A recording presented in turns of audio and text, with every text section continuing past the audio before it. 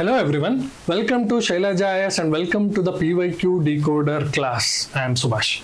Today we are continuing with the environment series. Okay, we will see in class 4 we are seeing the environmental. Okay, in the previous class environmental pollution, environmental degradation and the themes covering those areas specifically. Now we will see in the class 4 environmental legislation, environmental policy, as well as the global policies and conventions with respect to saving environment. Okay, with respect to environmental conservation. So we'll see based on PYQs. We'll start with 2024. Okay, in 2025 questions didn't come from this particular theme. However, 1 or 2 questions might show up in this theme. So already we saw biodiversity, flora, fauna, 4-5 questions showing up, and environmental pollution, degradation, and the linking theme which is environmental legislation, 6 to 7 questions show up. Around 10 to 11 questions are coming just from 2 important themes with respect to biodiversity, the flora, fauna, species, and environmental protection, degradation, and the last regarding environmental conservation. So these 2 important themes alone carries 50 to 60% of weightage in environmental conservation. Okay, so it's very important you focus on these themes, do revision, connect your static topics with current affairs topic with regarding these 2 important themes in environmental studies. So we'll see this question asked in 2024. This question was dropped, but we'll see why it was dropped. But we'll see to try to understand the statements when he gives, and we'll see if there is no cause-effect relationship, how one statement question UPSC is making wrong. Consider the following statements regarding the Indian flying fox. Okay, Indian flying fox, it's normally in northeast region of India. The Indian flying fox is placed under Vermin category in the Wildlife Protection Act 1972. Remember, 2024 it was asked, and in 2022 the schedules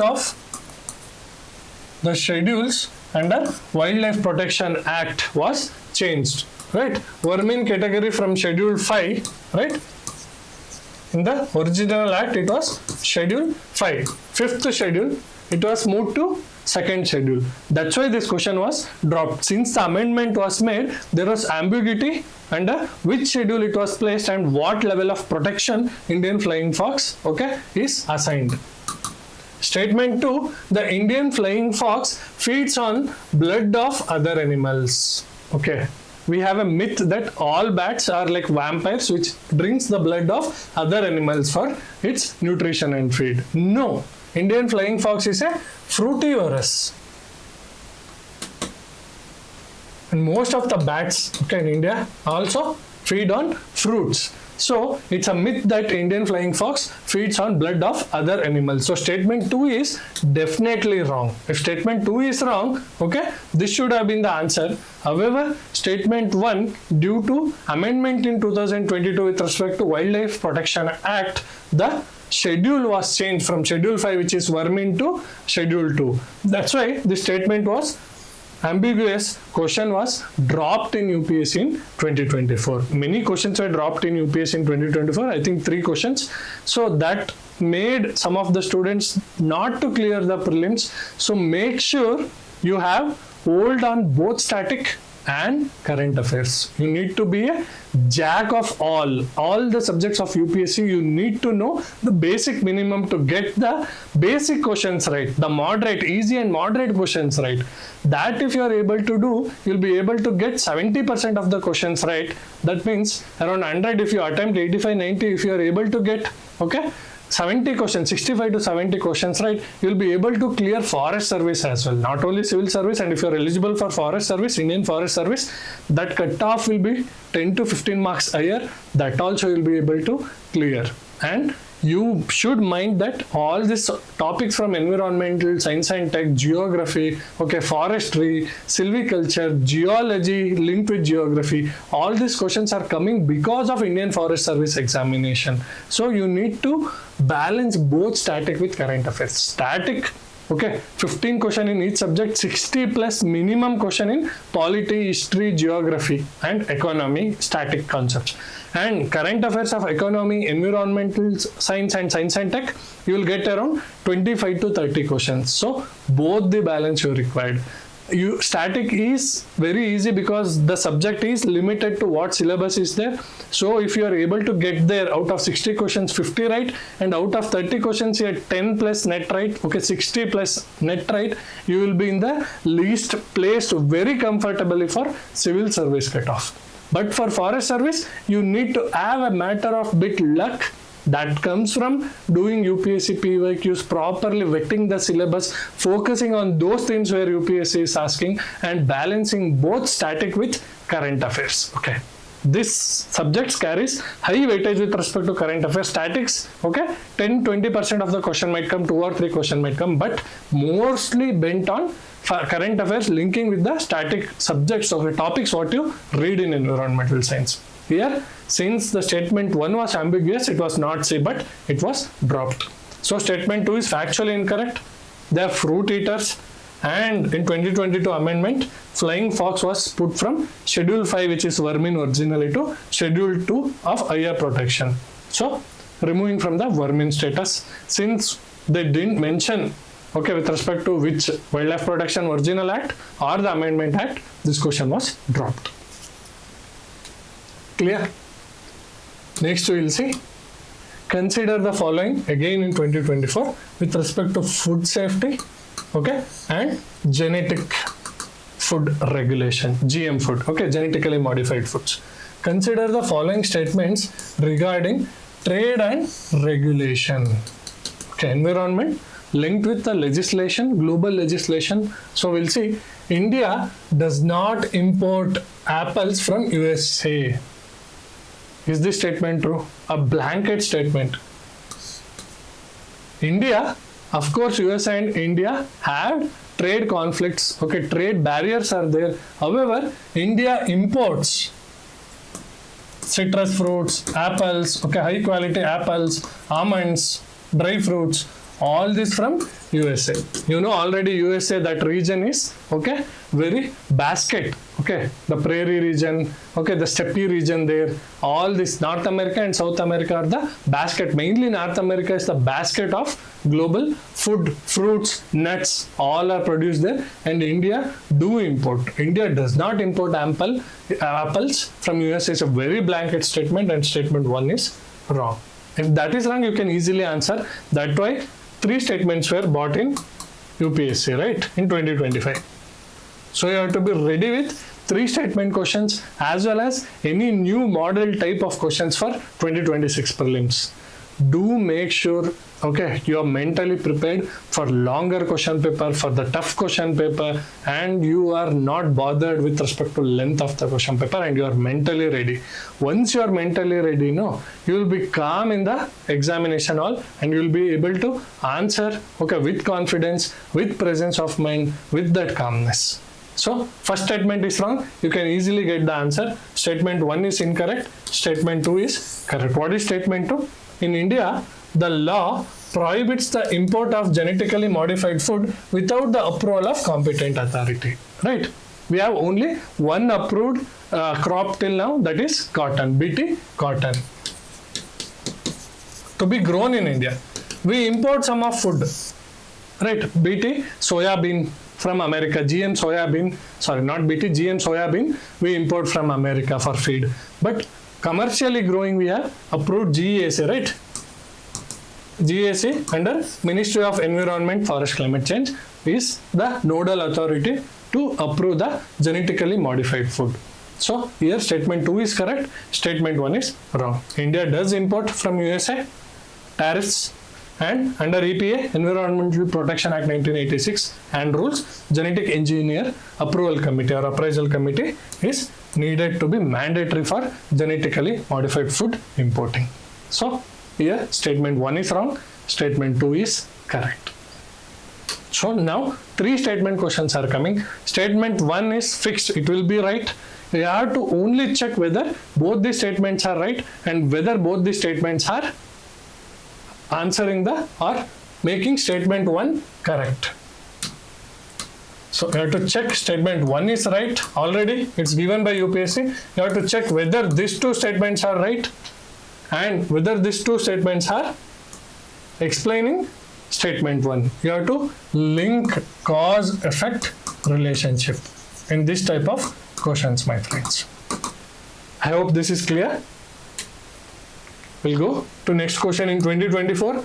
This is the third question came with respect to this theme. Consider the following statement. Sorry, again the same question came. Okay, next question, 2024. International Environmental Acts. Okay, global acts. The European Parliament approved the Net Zero Industry Act recently. Any new initiatives, okay, policies with respect to global environmental, okay, policies is brought by European Union, one of the progressive bloc in the world. Okay, carbon credit. All this was idea thrown by European Parliament and European Union. Okay, this is a statement directly given. Current affairs, it was in news. If you are reading just newspaper also, you know that it approved the Industrial Net Zero Industry Act recently. This is a generic statement. Statement 1 is right. Statement 2, the EU intends to achieve carbon neutrality by 2040 and develop all its own clean technology by that time. Yes, statement 2 is explaining statement 1. Okay, explanation though it is doing, but is statement 2 right? Okay, whenever the fact is given, have thorough check by 2040. Here is where he kept the trap. Normally, what was the year? They kept at least 25 years from 2020. That is 2045. Now we are in 2025, paper was in 2024.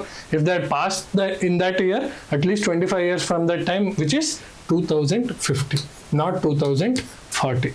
Factually, he just tweaked from 2050 to 2040. Otherwise, the statement 2 would have explained statement 1. Since it is factually wrong, statement 2 is incorrect and statement 1 is correct, my friends. Whenever there is no fact involved and statement 2 is explaining statement 1, generally it will be A. However, if there are facts in that statement, do be mindful in UPSC. Okay, just see whether in your knowledge bank you have the answer for this. If not, be cautious, be little skeptical when you are answering this type of question where UPSC can tweak those single facts. Okay, with respect to exports also in 23, we saw he tweaked in statement based question. With respect to national flag ka, okay, dimensions also he tweaked and he made one statement deliberately wrong. This is the insight you get by solving UPSC PYQ. So whenever he has given the fact, be mindful whether that is right or wrong. Apply your knowledge. If not, apply general common sense. What is the other countries giving? Normally 2050s is the baseline. China did 2016 net zero, India 2070. So you know baseline is 2050. It can't be very near also. So that's how you do if you have no proper knowledge with respect to the statement he has asked. Okay. Generally, okay, you have to think what is the scenario, how much years might be required. Okay, general common sense you can use. If you don't know at all and if you put A, mistakes do happen, it's okay. But 80% of the time, here is where he's keeping the trap. Not all questions are wrong with respect to factual, but generally he's keeping the trap here, my friends. Now, we'll see with respect to central government's community reserve. Okay, under Wildlife Protection Act, we have two bodies, right? Community reserve, conservation reserve. I'm sure you might have studied. Community reserve is the land belongs to community or private land, both under Wildlife Protection Act 1972. Conservation reserve, government land. Okay, both for conserving, okay, to act as a buffer area, to conserve the critical habitats of species. So central government will notify under Wildlife Protection Act both conservation reserve and community reserve. He has asked with respect to community reserve. Community reserve is little bit more liberal than conservation reserve. We'll see what are the statements. The Chief Wildlife Warden under Wildlife Protection Act becomes the governing authority. Yes, once it is under community reserve, okay, Chief Wildlife Warden will become the authority. Hunting is not allowed in such area. Yes, wildlife hunting is not allowed. That is the main reason to notify it as a community reserve. People are allowed to collect non-timber forest produce. Okay. Community reserves main aim also is to ensure people's livelihood is not affected, as well as the community reserve, that environment is protected. However, degrading activities are stopped, but still activities which doesn't affect the forest, which doesn't affect the wildlife activity is allowed. People are allowed traditional agricultural practices. See, some of the agricultural practices which doesn't affect environmental are allowed by Chief Wildlife Warden. However, traditional agricultural practices, for example, it might involve slash and burn also. By tribals. That kind of practices are generally not allowed unless given permission specifically to some tribes by Chief Wildlife Warden. So, this statement, traditional agriculture to be done in community reserve, becomes wrong. The other three statements are right. So answer here is all three pairs. You're seeing, you should know community reserve, conservation reserve direct, from any environmental standard book you read. So if you know, if you applied your mind, you'll be able to answer here. Under Wildlife Protection Act, it is incorrect. Traditional agriculture is usually restricted or prohibited and limited to only few of the tribes, and Chief Wildlife Warden will give permission to those tribes, not to all, generally restricted. Next, we saw Conservation Reserve, Community Reserve under National Biodiversity Act, right? You may have Biodiversity Management Committees, BMCs. We'll see the statement asked in 2023. They are key to realization of the objectives of the Nagoya Protocol. Asked in again PYQ. Nagoya Protocol, Cartagena Protocol, all these protocols, conventions are asked in UPSC in the previous year questions as well in 2018-19.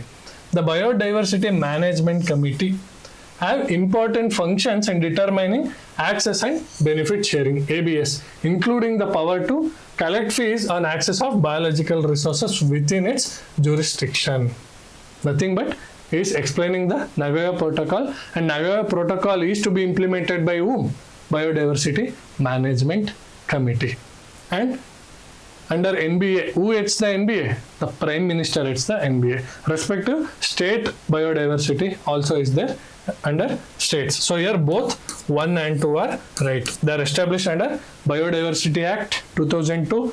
They implement the ABS mechanism, access and benefit sharing, and core of Nagoya Protocol. So you need to know all the important protocols, conventions, both in Indian conventions as well as global conventions, is linking it and is asking the questions. So 23 it repeated, in 26 you can get 1 or 2 questions from this area. Clear, my friends? Next, Environmental Protection Act. Which one of the following has been constituted under EPA 1986? Under Wildlife Protection Act, which bodies? Under Environmental Protection Act, which bodies? One simple, very easy question here. Central Groundwater Authority, CGWA. So you need to know with respect to other options also, and with respect to other acts, which bodies have been created. For example, NGT, which act? Is it statutory body or executory body? Very easy questions are asked. This kind of easy question you have to know, and it's a no-brainer. Very easily make the bodies, make the acts, bodies created under the acts, one table. Just revise and go. You'll be able to answer if this question comes. CGWA constituted under Section 3 of Environmental Protection Act 1986 to regulate and control groundwater development and management. With respect to this, many questions have come, application questions have come with respect to CGWA, how many distressed, groundwater districts are there in India. All these questions also has come in UPSC. With reference to Indian laws about wildlife protection. Wild animals are sole property of the government. Yes, state has control of wild animals. Is it right? When a wild animal is declared protected, such animals is entitled for equal protection whether it is found in protected areas or outside. Yes, if tiger is found in front of your house compound, then whether you have right to kill it? No. Inform forest department, they'll capture it and try to safely locate. Okay. Even elephant also. Man-animal conflict, right? Man-animal conflict is the biggest issue in India. Right? Tiger attack, elephant attack, bear attack. Man-animal conflict is one of the biggest issue. It is in news also, current affairs. So that application based question, how well you know the laws, its application when it comes, is being asked and tested in UPSC. Wild animals are the sole property of government. Yes, sole property of the state, that is the government. When wild animals is declared protected, whether it is in its natural habitat, protected areas, or it is in front of your house, it is having the same protection. Apprehension of a protected wild animal becoming a danger to human life is sufficient ground for its capture or killing. Just apprehension, that animal can attack me, is it sufficient? You need to have solid grounds, defense or self-defense. Not just apprehension that it might come and attack me, I am going there and killing the animal. So this third statement, is wrong. Very analytical statement. You need to understand where the boundaries of the laws are. Under Wildlife Protection Act 1972, wild animals are state property. Protection is uniform across location, and for killing, apprehension is not sufficient. A formal order from the chief wildlife warden is mandatory. Just for the vermin animals, you need permission of chief wildlife warden. Because you have apprehension that that animal, which protected animal, can come and attack, can you kill? No, that should not be done. You need to inform forest department, and under that guidelines, they can safely relocate it, capture it, and they can take a call whether to kill the animal or not. So 1 and 2. I'm aware you might have seen the movie Sherini, by Vidya Balan. That movie nicely captures with respect to man and animal conflict and the politics around how man and animal conflict takes place. So that's a good movie you can watch after prelims when you have time. So 1 and 2 is right, 2 pairs. So these were the questions that came in the last 5 years with respect to environmental protection laws, and various acts, right? You have to study various bodies under this act, you have to study, and you have to link with global acts, global conventions, and make a comprehensive table and study, link the global conventions bodies with state bodies, state conventions, and that will be helpful for you to revise and remember. In the next class, we'll come up with the next important theme of environment. Till then, keep revising. All the best.